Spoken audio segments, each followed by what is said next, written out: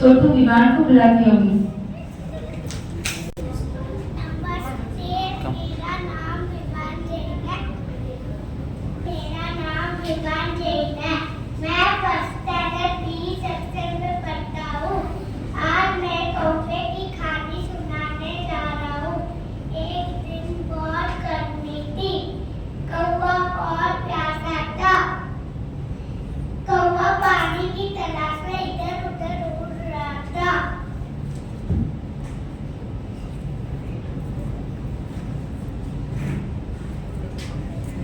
उसको एक घड़ा मिला, उसपे थोड़ा सा पानी था।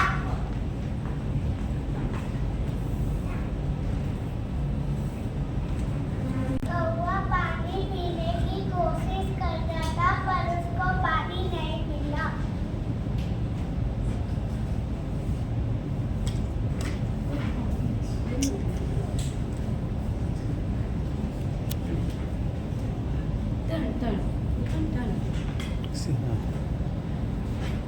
तो कौवा पत्थर को देखा, आजू बाजू के पत्थर को देखा।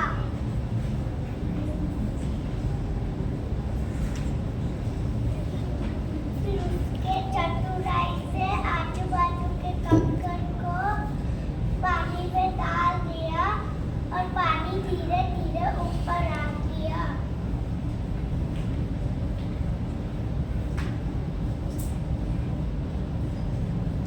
पानी धीरे धीरे ऊपर आ गया और कौवा पानी पीके उड़ गया। शिक्षा है कि जा मारा। नमस्ते अध्यापिका जी, मेरा नाम कायरा जैन है। मैं फर्स्ट से में पढ़ती हूँ। आज मैं खरगोश और कछुए की कहानी सुनाने जा रही हूँ। एक समय की बात है। एक जंगल में एक खरगोश और कछुआ रहते थे। वो दोनों बहुत अच्छे दोस्त थे। एक दिन खरगोश सोच रहा था कि वो कितना तेज भाग सकता है। वो कछुए के ऊपर हंस रहा था क्योंकि वो बहुत धीरे चलता था। खरगोश ने कछुए को दौड़ के लिए चुनौती दी। जैसे वो दौड़ शुरू हुई, खरगोश तेज भागा और कछुए को पीछे छोड़ दिया। खरगोश सोच रहा था कि कछुआ तो बहुत पीछे, मैं थोड़ी देर आराम करूं और पेड़ के नीचे सो गया। उधर कछुआ धीरे धीरे अपनी दौड़ पूरी करने लगा। जैसे ही खरगोश उठा, उसने देखा कि कछुआ तो अपनी दौड़ खत्म ही कर लिया। कछुआ ने खरगोश को दौड़ से हरा दिया और कछुआ दौड़ जीत गया। इस कहानी से हमको यह सीख मिलती है कि कोशिश करने वालों की कभी हार नहीं होती। धन्यवाद। बढ़िया है करेगा। अभी हम दूसरी कक्षा से बुलाने वाली हैं। अभी आ रहा है जैनम जैन दूसरी कक्षा से। नमस्ते, मेरा नाम जैनम जैन है। मैं दूसरी कक्षा में पढ़ता हूँ। मैं एक कहानी बोलने वाला हूँ। उसका नाम एक शेर और एक चूहा है। एक दिन एक शेर एक पेड़ के नीचे सो रहा था। पास से चूहा आके उसके ऊपर कूदने लगा। शेर की आँख खुली और उसको बहुत जोर से गुस्सा आया। शेर ने बोला कि मैं अब तेरे को नहीं छोड़ूंगा, मैं तेरे को खा लूंगा। फिर चूहा ने बोला, मेरे को छोड़ दो, मैं तुम्हारे कभी काम आऊंगा। फिर थोड़े दिन बाद दो शिकारी आए। वो शेर को पिंजरे में डाल लिए थे। वहां से चूहा चल रहा था। चूहा ने देखा और चूहा भाग के वहां के दांत से उसको काट दिया और शेर आजाद हो गया। और शेर ने उसको थैंक यू बोला। ये कहानी से हम लोग को ये शिक्षा मिलती है कि कोई छोटा और बड़ा नहीं होता, सब समान होते हैं। धन्यवाद। धन्यवाद धन्यवाद जैनम, एसी के लिए बहुत बहुत धन्यवाद है। अभी पल्लवी को बुलाऊंगी दूसरी कक्षा से। मेरा नाम पल्लवीना है, मैं दूसरी कक्षा में पढ़ता हूँ। आज मैं सुनाने जा रहा हूँ एक किसान और उसके 4 बेटे। किसान खेती करते करते बूढ़ा हो गया था, तो लेकिन उसके 4 बच्चे हमसे लड़ाई करते रहते थे। लेकिन किसान को एक विचार आया और वो लकड़ी बेचने वाले के पास गया और बोला, मुझे बस 100 लकड़ी दे देना। फिर अपने बच्चे को बुलाकर बोला, इन सब लकड़ियों को तोड़ो। तो उन्होंने तोड़ दी। फिर उन्होंने पूरी गिट्टी ली और फिर बोला, इनको तोड़ो। तो वो नहीं तोड़ पाए। फिर किसान ने समझाया, देखो एक लकड़ी टूट गई लेकिन बहुत सारी लकड़ी नहीं टूटी। हमें इस कहानी से ये सीख मिलती है, एकता में शक्ति है।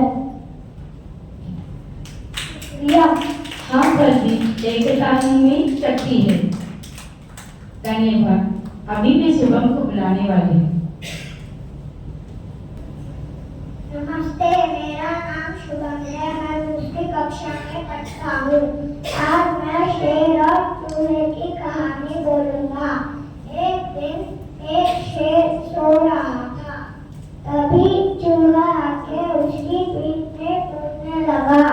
उसको बहुत मजा आ रहा था। तभी शेर की आँख खुली और उसने उसके नुकीले पंजों से चूहे को पकड़ लिया। फिर चूहा बोला, मुझे माफ कर दो, मैं किसी दिन तुम्हारे काम आऊंगा। फिर शेर हंस के बोला, तुम और मेरे काम आओगे, मैं तुम्हें छोड़ रहा, नहीं तो मैं तुम्हें खा जाता। कुछ दिनों बाद शिकारी जाल लेके आए। शेर इधर उधर घूम रहा था। शेर पिंजरे में फंस गया और जोर जोर से दहाड़ने लगा। उसकी आवाज सुन के जंगल के सारे जानवर और चूहा भी आया। चूहे ने उसकी मदद करने की सोची। उसने उसके नुकीले दांतों से पिंजरे की रस्सी को काट दिया। फिर वो दोनों दोस्त बन गए। वो साथ में रहते, खेलते, मस्ती करते। इससे हमें ये सीख मिलती है कि कोई भी छोटा बड़ा नहीं होता है। धन्यवाद। धन्यवाद शुभम। अभी मैं रायपत सिंह को बुलाने वाली हूँ। मैं दूसरी कक्षा में पढ़ता हूँ। आज मैं बोलूँगा टोपी वाला बंदर की कहानी। एक बार एक टोपी वाला काऊ के जा रहा था। तभी उनको एक बड़ा सा पेड़ दिखता है, तो वो सोचता है कि मैं थोड़ी देर आराम कर लूं। फिर थोड़ी देर उसकी नींद खुलती है, तो वो देखता है उसकी टोपी में टोपी नहीं थे। तो वो थोड़ी देर देखने के बाद ऊपर देखता है तो सारे बंदर ने उसकी टोपी ले ली थी। फिर वो उसको एक सुझाव आई कि सारे बंदर ने टोपी फेंक दी। फिर वो उसकी टोपी उठा के खुशी खुशी चल पड़ा गाँव के। धन्यवाद।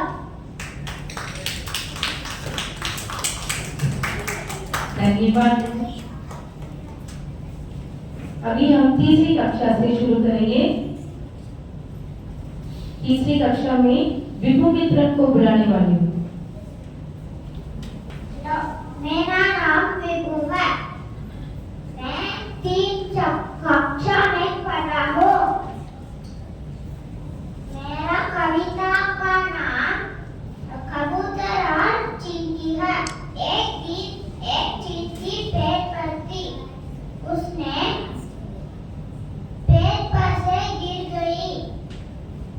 एक कबूतर ने उसके जीवन को बचाने के लिए एक पत्ते उसका पास दीजिए।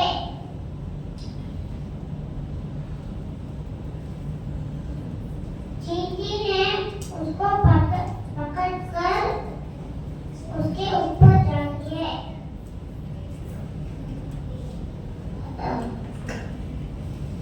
एक दिन एक बहेलिया आ गई जंगल में। चींटी ने उसको देखकर उसको पढ़ाई करता। कबूतर ने उसको देखकर वो घर जाएगी। चींटी ने घर जाएगी। शीश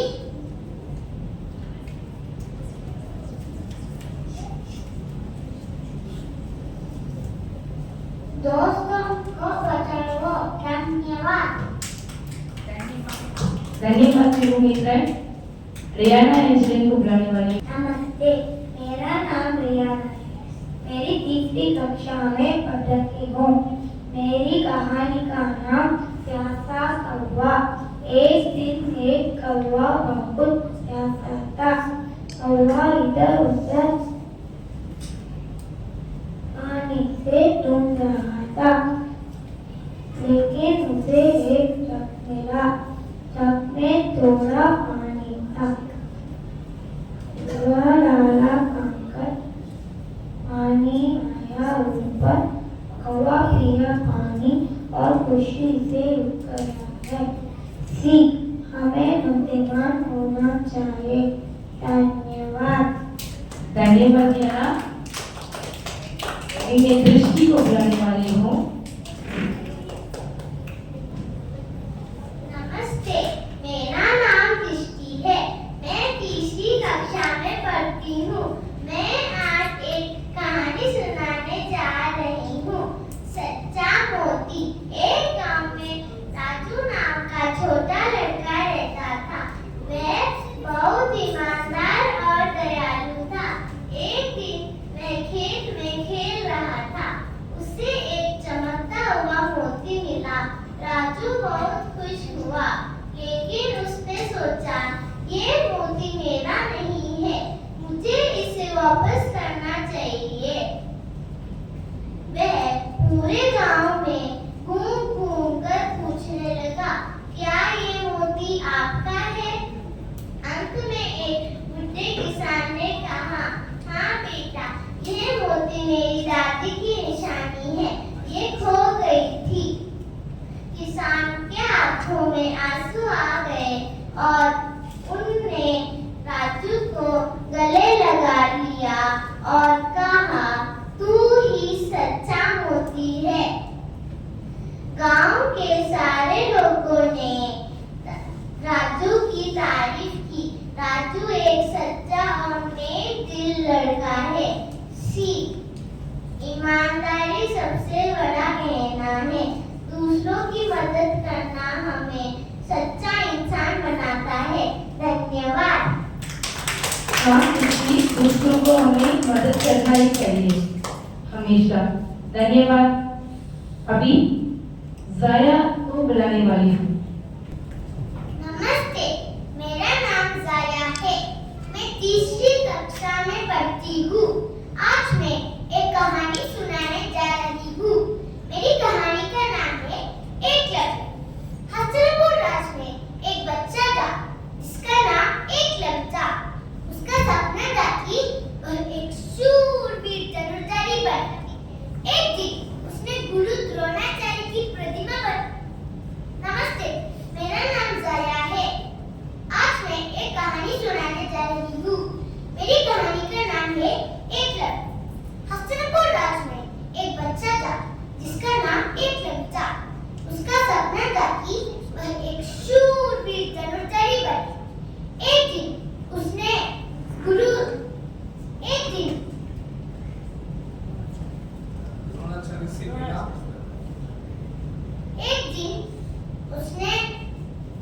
द्रोणाचार्य के पास जाकर कहा, मैं भी धनुर्धारी बनना चाहता हूँ गुरुजी। द्रोणाचार्य ने जवाब दिया, मैं तुम्हें नहीं सिखा सकता क्योंकि तुम राजकुमार नहीं हो। हमारा एकलव्य एक दृढ़ संकल्पी बच्चा था। उसने गुरु द्रोणाचार्य की प्रतिमा बनाई और स्वयं ही धनुर्विद्या सीखी। जब द्रोणाचार्य को ये पता चला तो वह बहुत परेशान हुए और एकलव्य से पूछा, एकलव्य, अगर मैं तुम्हारा गुरु हूँ तो मेरा गुरु दक्षिणा कहाँ है? आप मुझसे कुछ भी पूछ सकते हो गुरुजी। एकलव्य ने कहा, तो मुझे तुम्हारा दायां अंगूठा चाहिए। द्रोणाचार्य ने कहा। एकलव्य ने अपना दायां अंगूठा काटकर द्रोणाचार्य को दिया। वह फिर भी धनुर्विद्या का अभ्यास करता और एक महान धनुर्धारी बन गया। इस कहानी का सीख है, संकल्प और समर्पण सफलता के लिए सर्व चाबियां है। धन्यवाद। वाह वाह, खूब मस्ती आएगा बच्चों। अभी हम प्रणीता तीसरी कक्षा से मैं बुलाने वाली हूँ।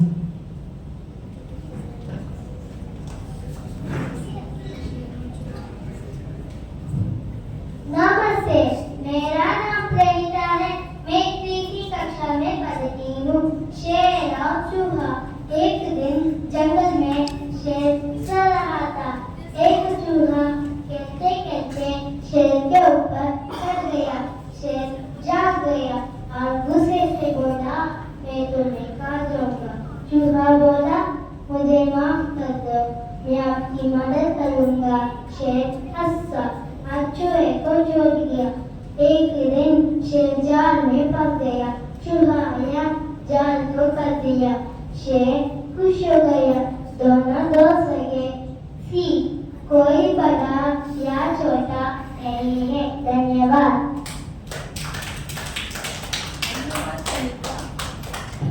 धन्यवाद प्रणीता। अभी हम चौथी कक्षा से बुलाने वाली हूँ सौरिक भद्रा।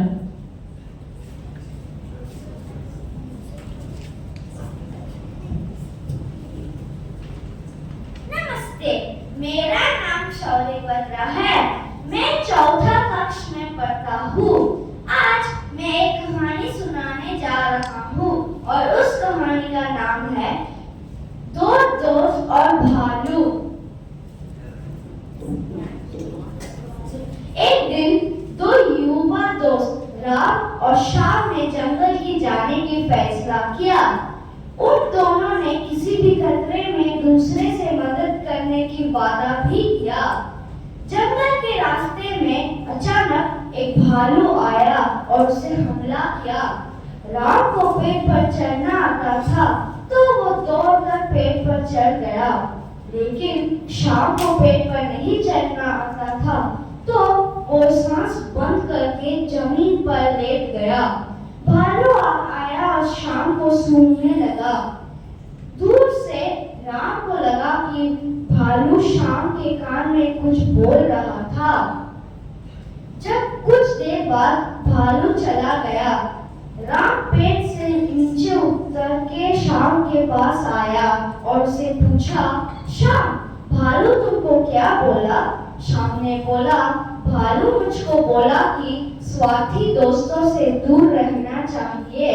उपदेश बुरे समय में जो साथ देता है वही सच्चा दोस्त कहलाता है। धन्यवाद। धन्यवाद। अभी मैं चौथी कक्षा से केम्स को बुलाने वाली हूँ।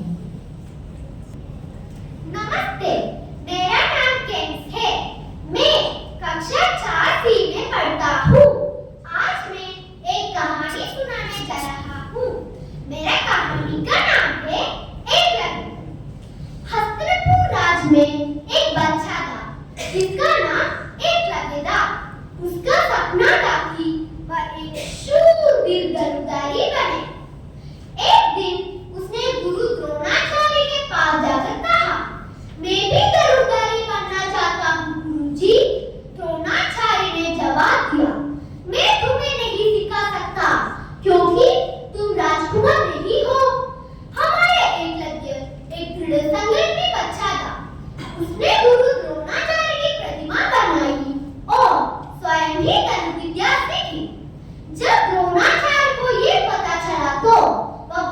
बहुत परेशान हुए और एकलव्य से पूछा, एकलव्य, अगर मैं तुम्हारा गुरु हूँ तो मेरा गुरुदक्षिणा कहाँ है?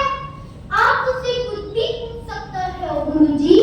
एकलव्य ने कहा, तो मुझे तुम्हारा दाया अंगूठा चाहिए। द्रोणाचार्य ने कहा। एकलव्य ने अपना दाया अंगूठा काटकर द्रोणाचार्य को दिया। वह फिर भी धनुर्विद्या का अभ्यास करता और एक महान धनुर्धारी बन गया। इस कहानी का सीख है संघर्ष और समर्पण सफलता के लिए स्वर्ण छाप है। धन्यवाद। धन्यवाद है। अभी मैं फूलों को बुलाने वाली हूँ। चौथी कक्षा में नमस्ते। नमस्ते, मेरा नाम पूरब है। आज मैं लालची कुत्ते की कहानी बोलने वाला हूँ। एक बार एक कुत्ते को एक रोटी मिली। वो रोटी लेकर नदी के पास गुजर रहा था। पानी में उसने अपनी ही परछाई देखी। उसने सोचा उसके पास भी रोटी है। वो रोटी छीनने के लिए वो भौंका। भौंकते ही उसकी रोटी पानी में गिर गई। अब उसके पास कुछ नहीं था। उसको बहुत पछतावा हुआ। उसने सोचा लालच में सब खो दिया। कहानी की शिक्षा, लालच बुरी बला है। धन्यवाद। धन्यवाद पूरब। अभी चौथी कक्षा से हेमचरण को बुलाने वाली हूँ। जैसा करोगे वैसा करोगे। कर्म ही इस संसार का आधार है। अच्छा कर्म अच्छा फल। मैंने ये कहावतें सुनाता है। क्या आपने भी सुना है? नमस्कार, मेरा नाम हेमचरण है। मैं चौथी कक्षा के बी विभाग में पढ़ता हूँ। आज मैं एक ऐसी कहानी सुनाऊंगा जो अच्छे कर्मों पर आधारित है। शेर और चूहा। एक समय की बात है, एक जंगल में एक शेर और एक चूहा रहते थे। एक दिन शेर सो रहा था। चूहा सोते हुए शेर के ऊपर खेलने लगा। शेर की नींद खुल गई और गुस्से से चूहे को पकड़ा और उसे मार डालना चाहा, किंतु चूहे ने माफी मांगकर खुद को बचा लिया। कुछ समय बाद शिकारियों ने उस शेर को जाल में पकड़ लिया। शेर बहुत घबरा गया। चूहे ने शेर को निशान में देखा और झट से अपने दांतों से जाल को काट दिया और शेर को बचाई। फिर शेर और चूहा एक अच्छे दोस्त बन गए। इस कहानी का सीख है, हमेशा अच्छा सोचो और अच्छा करो। धन्यवाद। धन्यवाद हेमचरण। अपने जो बोला है हम लोग उसी को ही करेंगे। अब जसप्रीत को चौथी कक्षा से जसप्रीत को बुलाने सकती हूँ। नमस्ते, मेरा नाम जसप्रीत चौधरी है। मैं चौथी कक्षा में पढ़ती हूँ। आज मैं एक कहानी सुनाने जा रही हूँ जिसका नाम है पेड़ की छाया। एक बार की बात है, एक राजू नाम का एक बच्चा था। उसके घर के पास एक बड़ा आम का पेड़ था। फिर राजू पेड़ का सबसे अच्छा दोस्त था। राजू रोज पेड़ की छाया में खेलता, पेड़ पे चढ़ता और झूला झूलता। एक दिन राजू ने पेड़ से कहा, मुझे खिलौने चाहिए। पेड़ बोला, मेरे आम ले जाओ, उन्हें बेचकर खिलौने खरीद देना। राजू खुश हुआ। उसने आम बेचे और खिलौने ले आया। कई साल बाद राजू बड़ा हो गया। वह फिर पेड़ के पास आया और बोला, मुझे घर बनाना है, पैसों की जरूरत है। पेड़ बोला, मेरी टहनियाँ काट लो और इससे घर बना लो। राजू ने ऐसा ही किया और चला गया। कई साल बाद राजू बूढ़ा होगा। वह थका हुआ पेड़ के पास आया और बोला, अब मेरे पास कुछ नहीं बचा है, मैं थक गया हूँ। पेड़ बोला, अब मेरे पास देने को कुछ नहीं है, बस मेरा पूरा तना बचा है, आओ बैठ जाओ। और आंख बंद कर ली और राजू ने आंख बंद करके उसको अपनी बचपन की सारी यादें लगी। हमें इस कहानी से ये शिक्षा मिलती है कि पेड़ हमारे सच्चे दोस्त होते हैं। वे बिना कुछ मांगे हमें सब कुछ दे देते हैं। हमें भी उनकी देखभाल करनी चाहिए। धन्यवाद। धन्यवाद बच्ची। पेड़ हमारे लिए बहुत जरूरी है ना? अभी हम 5वीं कक्षा से सान्विका को बुलाएंगे। नमस्ते, मेरा नाम सान्विका है। मैं 5वीं कक्षा में पढ़ती हूँ। मेरा कहानी का नाम लालच का फल है। एक गांव में एक बूढ़ा मछुआरा और उसकी पत्नी रहते थे। एक दिन समुद्र में बूढ़ा मछुआरा ने एक सुनहरी मछली को पकड़ा। सुनहरी मछली चिल्लाने लगी, मुझे छोड़ो, मैं जादुई मछली हूँ, मैं तुम्हारे सब इच्छाएं पूरी करूंगी। यह सुनकर बूढ़ा मछुआरा ने सुनहरी मछली को छोड़ दिया और घर लौट गया। घर में उसकी पत्नी ने कहा कि मुझे एक महल चाहिए। सुनहरी मछली को बताओ कि मुझे एक महल चाहिए। यह सुनकर बूढ़ा मछुआरा समुद्र गया और बोलने लगा, सुनहरी मछली, मेरी पत्नी को एक महल चाहिए। यह सुनकर सुनहरी मछली आई और बोली, तुम्हारा इच्छा पूरी हो गई है।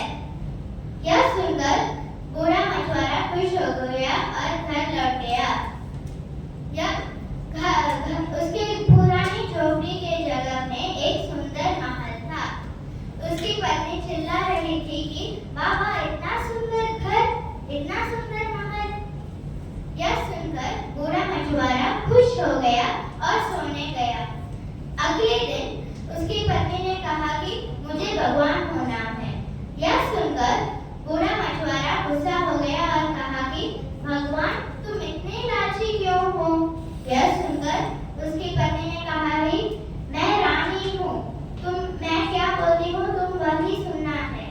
यह सुनकर बूढ़ा मछुआरा गुस्से में सुनहरी मछली के पास गया और बोला, मेरी पत्नी को भगवान करना है।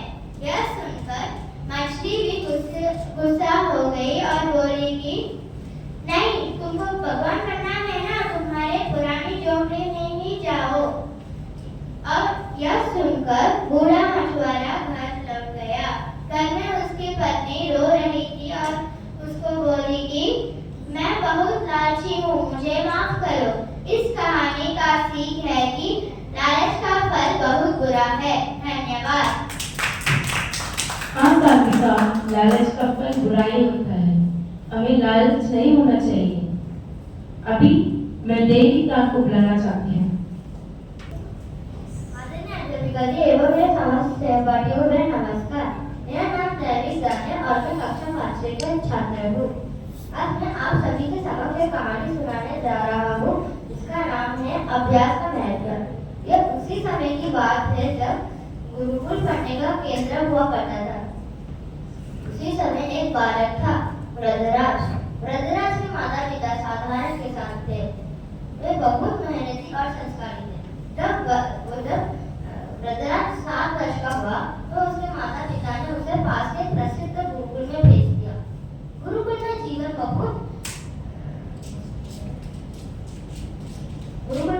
बहुत अनुशासन और तपस्या भरी हुई थी। वृद्धराज को भी रहना अच्छा लगा, फिर भी जो भी गुरुजी समझाते थे उसको समझ नहीं आता था। धीरे धीरे उसकी कमजोरी सभी के सामने आने लगी और उसके सब सहपाठी उसका मजाक उड़ा रहे थे। परीक्षाओं में जब सभी बच्चों उत्तीर्ण होकर अगले कक्षा चले गए तो वृद्धराज वही रह गया, असफल और दुखी। बाद में गुरुजी ने हार मान ली। एक दिन गुरुजी ने वृद्धराज को बुलाकर कहा, बेटा, मैंने तुम्हें समझाने सिखाने का बहुत कोशिश किया, फिर भी अब लगता है कि यह मार्क्स तुम्हारे लिए नहीं है। बेहतर होगा कि तुम अपने गांव वापस जाकर अपने मम्मी पापा, अपने माता पिता को उनकी खेती बाड़ी में मदद करो। यह सुनकर वृद्धराज बहुत दुखी हो गया। घर लौटते वक्त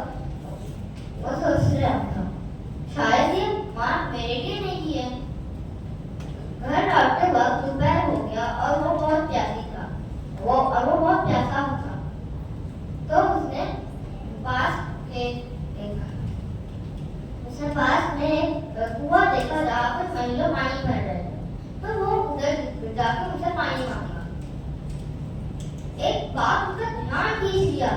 पत्थर के किनारे कुछ गहरे निशान थे जो रस्सी के बार बार रगड़ने से हुआ था। तो उसने महिला से पूछा, माता ये निशान कहाँ से आए? तो एक महिला मुस्कुराते हुए कहा, बेटा ये निशान हमने नहीं बनाया, ये तो वर्षों से इस कठोर पत्थर के ऊपर कोमल सी रस्सी के बार बार रगड़ने से हुआ था। ये समय और अभ्यास का चमत्कार है। ये सुनकर वरदराज पूरा झकझोर गया। अगर ये कोमल सी रस्सी कठोर पत्थर के ऊपर लगा सकते तो मैं अभ्यास करके क्यों विद्या ने आचरण कर सकता? तो वो वापस गुरु को गया। गुरुजी हैरान हो गए, वरदराज तुम वापस क्यों आ गए? वरदराज ने नम्रता से कहा, गुरुवर मुझे और एक मौका दीजिए, मैं इस बार अच्छे तरीके से पढ़ूंगा। उस दिन से वरदराज का कायापलट था। वो दिन रात एक कर दिया। वो जल्दी सुबह उठकर वो पाठ पढ़ता था और गुरुजी से प्रश्न पूछता था। जिस लड़के को मंद बुद्धि माना जाता था वो साबित करके दिखाया कि वो मंद बुद्धि नहीं है।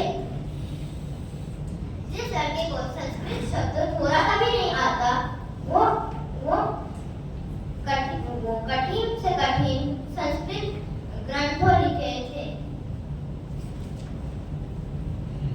आज भी वरदराज का नाम बहुत सारे विश्वविद्यालय में पढ़ाया जाता है। तो हमें ये कहानी से यह सीख मिलती है कि और ये कहानी इन सभी के लिए प्रेरणा है जो अपने आप को असफल या कमजोर सोचते हैं। याद रखिए, अभ्यास से बड़ा कोई पूजा नहीं, अभ्यास से बड़ा कोई विद्या नहीं, कर्म से बड़ा कोई पूजा नहीं और लगन से बड़ा कोई भाग्य नहीं। धन्यवाद। धन्यवाद देवी। अभी 5वीं कक्षा से गुरुवरुण को बुलाने हैं। श्रीमान प्रधानाचार्य जी, अध्यापिका और अध्यापकों को मेरा नमस्ते। मेरा नाम गुरुवरुण है। मैं 5वीं कक्षा में पढ़ता हूँ। आज मैं जो कहानी सुनाने जा रहा हूँ उसका नाम है लालची लकड़हारा। एक बार की बात है, एक लकड़हारा जंगल में लकड़ी काट रहा था।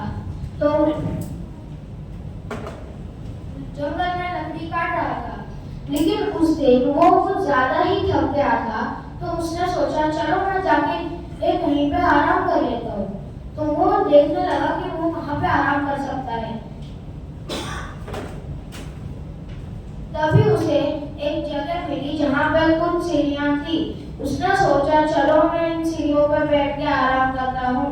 तो जब वो सीढ़ियों पर बैठ के आराम कर रहा था अब वो धीरे धीरे सो गया। लेकिन जब वो सोया उसके बाद उसकी ऐसी नींद हुई कि वो लुढ़कते कुछ ज्यादा ही नीचे चला गया और उसके हाथ में बहुत तेज चोट लग गई। उसने सोचा चलो अब मैं घर की तरफ निकलता हूँ और कुछ मरहम पट्टी करवा लेता हूँ। तभी दूर से उसे कहीं से चमकती रोशनी दिखाई दी। उसने देखा कि ये तो एक सुनहरा पत्थर है। अगर ये उसे बेचेगा तो वो बहुत अमीर हो जाएगा। उसने सोचा कि चलो अब मैं बहुत अमीर हो जाऊंगा, मैं जाता हूँ। लेकिन जब वो पत्थर को छुआ तो वो पत्थर वापस से साधारण हो गया और उसका हाथ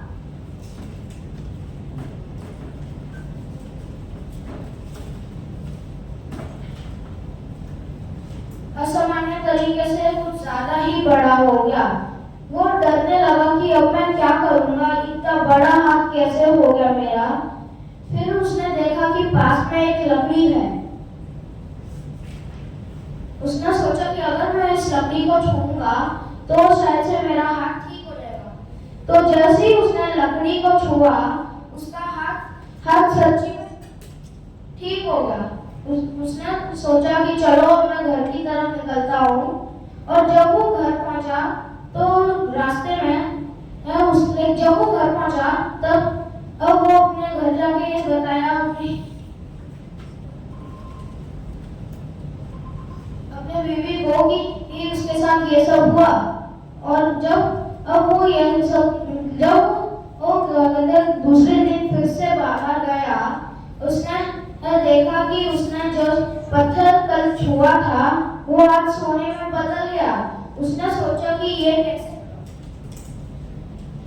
फिर से सोने में कैसे बदल गया। उसने सोचा कि चलो अब मैं इसे लेके जाता हूँ और मेरी पत्नी को दिखाता हूँ कि ये क्या हुआ है। फिर जब वो घर गया उसने ये पत्थर ये बीवी को दिया और कहा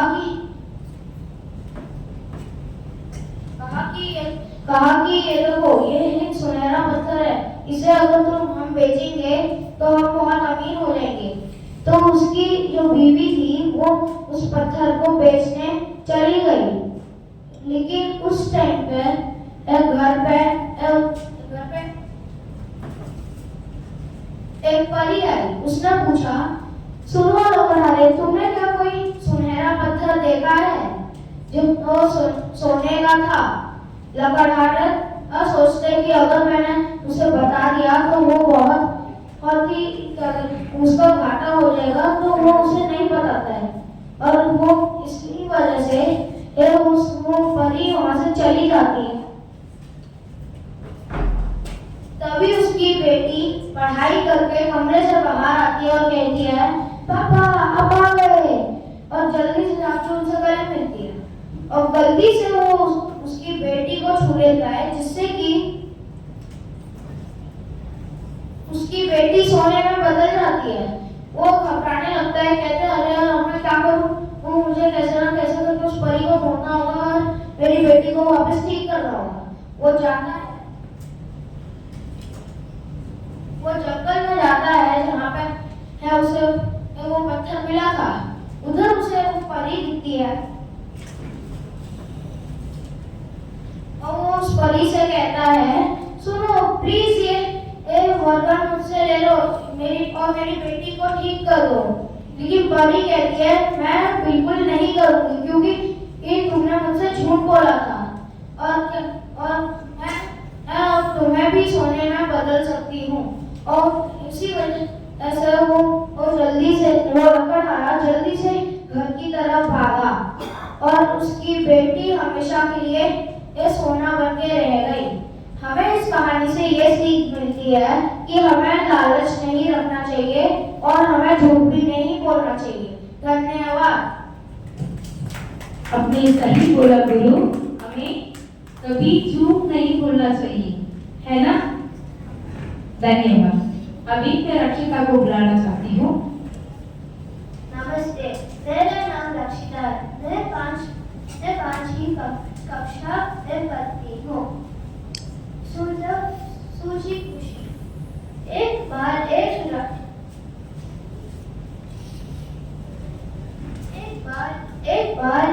राजा बीमार पड़ गए।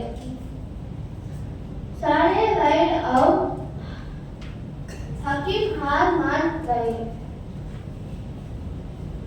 एक साधु के कहा, राजा तभी ठीक होगा जब वह किसी खुश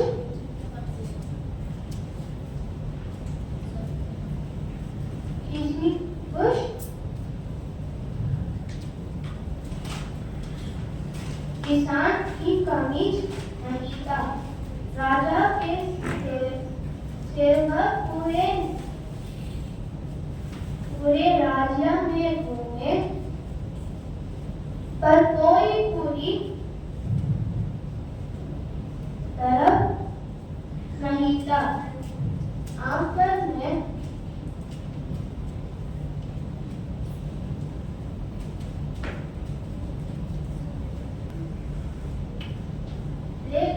लेकिन उसके पास कुछ किसान कुछ नहीं पीता। सीख संतोष की सुदूषहीन बीमारी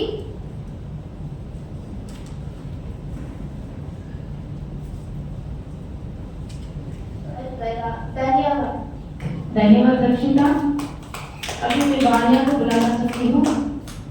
दोस्तों, मेरा नाम वानिया है और मैं 5वीं कक्षा में पढ़ती हूँ। आज मैं आपको यह कहानी सुनाने वाली हूँ, सच्चाई की जीत। एक समय की बात है, एक छोटे से गांव में राहुल नाम का एक 12 साल का लड़का रहता था।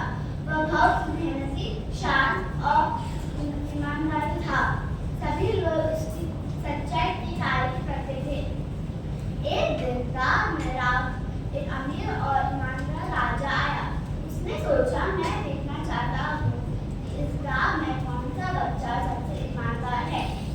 उसने सभी बच्चों को बुलाया और एक एक बीज दिया और बोला, इसको मट्टी में डाल के अच्छे से देखभाल करो और 6 महीने के बाद इसे उठाओ, इसमें से क्या उठा और जो भी इसको ईमानदार से करेगा उसको एक इनाम दिया जाएगा। राहुल ने इस बीज को मट्टी में डाल के अच्छे से उगाया।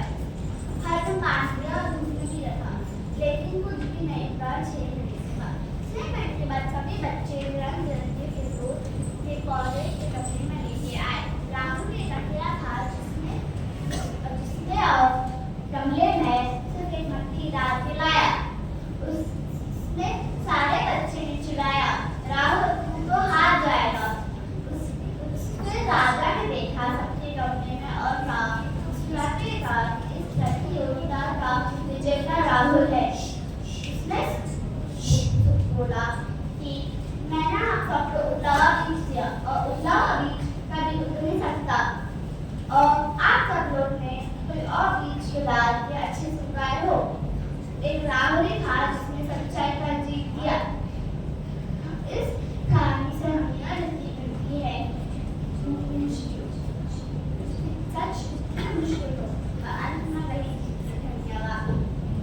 सच्चाई हमेशा जीतेगा।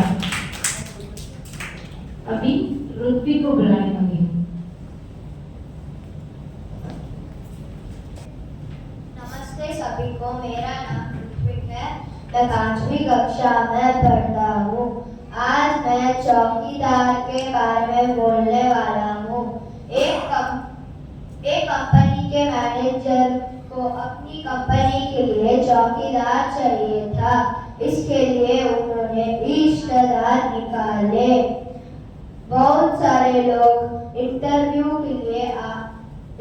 देने आए थे, लेकिन मैनेजर को कोई भी पसंद नहीं आया।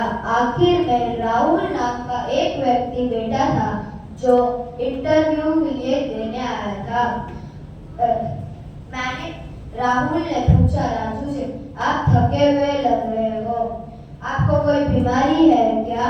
राजू ने जवाब दिया, नहीं साहब, ऐसी कोई भी बीमारी नहीं है, लेकिन नींद नहीं आने की बीमारी है। राहुल ने तुरंत रात की चौकीदारी के लिए रख लिया, क्योंकि वो चाह के भी सो नहीं सकता। इस कहानी से हमें ये सीख मिलती है कि अपनी असलियत नहीं छुपाना चाहिए। धन्यवाद। बच्चों, आप सभी ने बहुत अच्छे से कहानी सुनाई। हम लोगों को बहुत मजा आया और मनोरंजन भी मिला है। अभी आए हुए आदरणीय एकेडमिक डायरेक्टर मैम और हमारा विभागाध्यक्ष को बहुत बहुत धन्यवाद देना चाहती हूँ।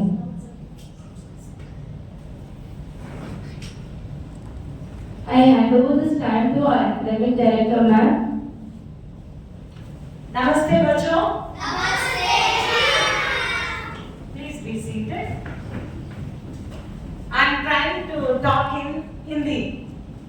Okay, I might not be very good in talking in Hindi, but I'll try because long back, of course, I also learned Hindi.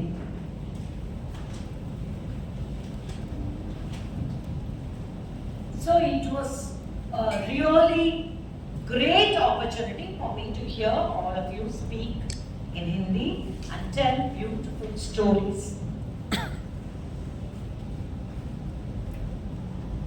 तुमने कहानी को बड़े हैं रोचक और प्रभावित तरीके से पेश किया।